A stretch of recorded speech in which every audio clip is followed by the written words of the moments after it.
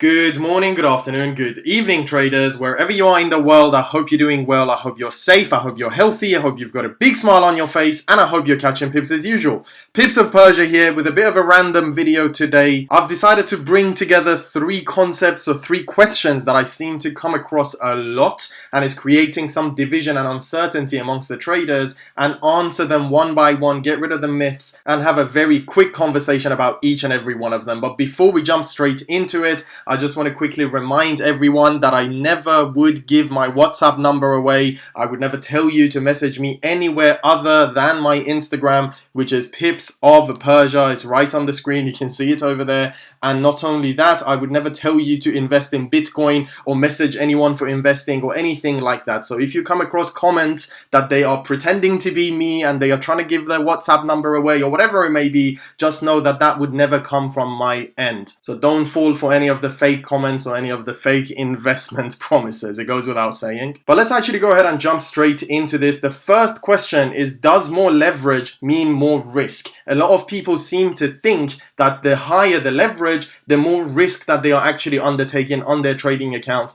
And that's going to be the first thing that I want to clear up very quickly. And I'm going to do that by giving you access to this screenshot. Please go ahead and screenshot this for yourself to remind yourself exactly how leverage works. Long story short, the higher your leverage doesn't magically increase your risk. And the example that I have written over there is, imagine if I tell you for every one apple you buy, I will give you 50 more apples. So in a way, you're giving me one apple and I'm giving you 50 apples in return. That's an example of a 1 to 50 leverage. So if you go ahead and buy 100 apples, I give you 50 for each, and now you're going to have 5,000 apples in total. Does this mean that those 5,000 apples are magically at risk? Of course it doesn't, but can you put them at risk? Can you lose those apples? Of course you can. Now let's increase the leverage. So I tell you, instead of giving you 50 apples for every one apple you give me, I'm going to give you 500 apples. So you trade in one apple and I give you 500 in return. That's now a 1 to 500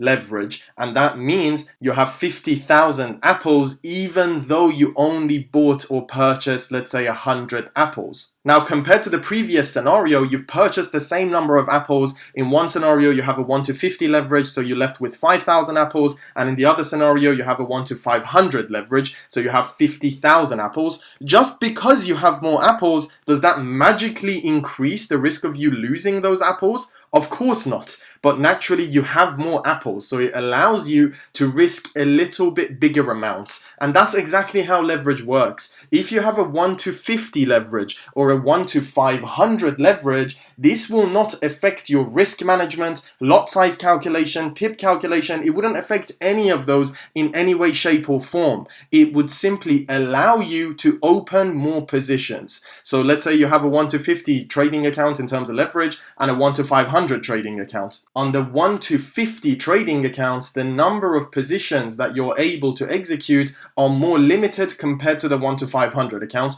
as long as you know how to manage your risk, as long as you stick with consistent risk per every trade that you're taking. And not only that, you're not over leveraging, you're not doing any of the things you shouldn't be doing. Your risk is not any more than it is on the 1 to 50 leverage trading account compared to the 1 to 500. On the 1 to 500 account, it simply allows you to open more positions. So on the scale of things, if you open more positions, obviously you're risking bigger amounts on your trading account and your losses are going to be larger. But magically, it doesn't change the risk. Everything comes down to you on knowing how to calculate your risk. And if not, check the description below. That would definitely help you. Now, the second thing I want to discuss with you very quickly is, does having a high win rate and catching a lot of pips actually matter? This one I come across a lot because everyone seems to be absolutely obsessed with what percentage their win rate is and how many pips they are catching. And these are not necessarily the most important things that you need to be thinking about. And if that's what you have been taught, I'm sorry to break it to you, it's false. The reason why 90% of traders fail or quit is because they are constantly asking the wrong questions. Does it matter if someone has a very low win rate? For example, they only win every 1 out of 10 trades that they take if their risk to reward is 1 to 20 constantly or higher. Of course not. That one person probably would end up making a lot more money and a lot more return on investment compared to someone else who's winning, let's say, 90% of the time with a risk to reward that's not even 1-to-1. You will also see so many people and traders brag about the number of pips that they catch every single week. But what does it matter if you're catching 1,000 pips, yet your stop loss per every single one of those trades that you have been taking is the same as your take profit? So your risk to reward is a 1-to-1. It doesn't matter. I'll give another scenario. Imagine if a trader catches 500 pips, but their stop loss is 50 pips. So they've risked 50 to catch 500. For every $1 that they were risking, they got in return $10. So in a way, if they risked $1, they would have made $10 out of that 500 pips. Another trader has a 5 pip risk and a 50 pip take profit. They are literally catching 10 times less pips as the person in the first scenario. Now the risk for that trade is still $1. So they are still going to be making $10 in return, catching 10 times less pips. So pip count is irrelevant in a lot of the scenarios. People might think, oh, but if I'm only catching 15 to 20 pips a day and I use a big lot size, I'm good. Then you're gambling, you're not trading, and sooner or later you will blow that trading account if you don't change the way that you're approaching the market. Another thing is win rate. We have a lot of people around us that on a consistent basis, they are catching insane risk to rewards, anywhere from 1-to-20 to 1-to-100, 1-to-200 risk to rewards. And in majority of the cases, when you become confident enough using advanced concepts, naturally your win rate goes a lot higher because you don't end up executing trades that are not matching your set of rules that are more likely to hit stop loss. But the scenario that I'll describe is, imagine if out of all of the traders that are trading these advanced concepts, the average winning rate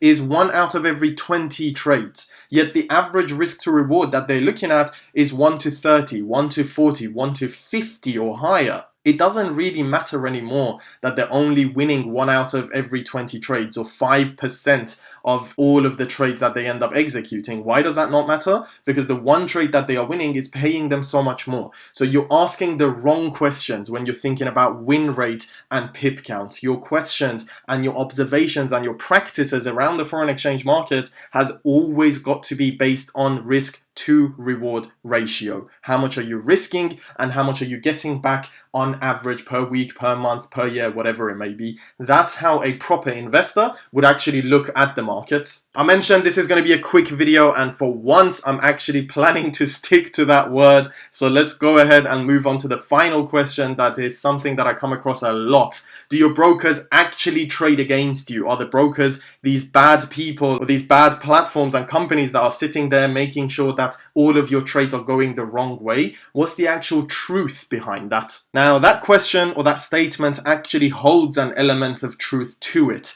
A lot of people don't even know how the brokers actually make their money. Yes, 100%. They make a little bit from the spreads. They make a little bit from the commissions of every single trade that you execute. But on the scale of things, when you think about it, that's most definitely not going to be enough to help a broker completely grow. So everything that you might have heard or come across about A-book brokers and B-book brokers or clients, all of this is actually true. Brokers do trade against you. So whenever you open your trading account, there and then, whatever trades that you execute with whatever amount of lot size, the brokers there and then would take the opposite trade to you with the exact same volume. So if you buy Euro USD with 1 lot, they would sell it with 1 lot. So technically speaking, yes, they are trading against you. And the reason behind that, the analogy behind that is obviously, majority of the traders are going to lose their money. So if the broker is trading on the other side, now they have a stream of income. Now they have revenue coming in. Oftentimes, if they end up observing an account or a person that's consistently winning over a prolonged period of time, instead of trading against that account, they'll end up actually copying the trades of that account. But this has now been exaggerated a little bit too much. Just because they are taking the opposite trade to you doesn't necessarily mean that they are manipulating your trades. Just because you've bought Euro USD with 1 lot and have sold it there and then with 1 lot, that doesn't mean they have the ability to push the market against you. They can create fake wicks and all of these things, but they don't actually have the ability to push the financial market to go against you. The brokers do not have enough capital for that. So yes, they are trading against you, but those trades that they are taking are not the trades that are manipulating you out of your positions. Now, this is assuming the broker is regulated and registered. As you can imagine, there is a lot of weird brokers out there, and weird is probably the best word that I can use it, where they would offer a lot of different things such as insanely high leverage or a lot of bonuses when you deposit a certain amount with them or whatever it may be. If the broker is not registered and not regulated by some type of a financial authority, then it goes without saying, they can practically do whatever they want. They can literally take your money and run. And this is the reason why I recommend always search the broker that you are willing to invest your money with. Make sure they're registered, make sure they're regulated by a proper financial authority, because if they are, then if they do trade against you or wick you out of your trades when there is not necessarily anything that has happened on the actual financial markets, they are in big trouble. So these things wouldn't actually happen a lot with brokers that are regulated. It shouldn't happen at all. These are not the stuff that I have had to deal with over the past 3 years either. Now, if you're confused about brokers or you want to know what to look into, all you got to do is watch the video about spreads. I'll link a couple videos in the description for you to go through them. But long story short, yes, the brokers trade against you, but the trade that they're taking against you has absolutely no effect on the trades that you are executing. They don't have enough capital to push the financial markets against you. And if they are not a regulated broker, well, they're not regulated, it's in the name, so they can actually create random wicks or do what they want to do. So to wrap it up, do we even stand a chance? Of course we do. But funny thing is, majority of the traders fail because of their mistakes, not because of a broker, not because of a bad strategy, simply because they don't invest enough time and practice necessary in the financial markets. Anyway, I wanted to very quickly go through these questions. These have been questions or concepts that I have heard a lot over the past few weeks. So hopefully this video would be some more clarity and some more peace on your mind about how each and every single one of these actually works. Over the next few weeks, I have some phenomenal videos that I will be releasing, from full trade breakdowns to more information about top-down analysis and market structure and many different things. So if you're not subscribed already, make sure to press the subscribe button down below. And for everyone who's subscribed, firstly, thank you and welcome to the family. And secondly, make sure to press the little bell button at the bottom so you get the notification whenever I post a video and you can watch it there and then. But with that being said, I hope you gain value from this video. Let's elevate and let's catch some pips.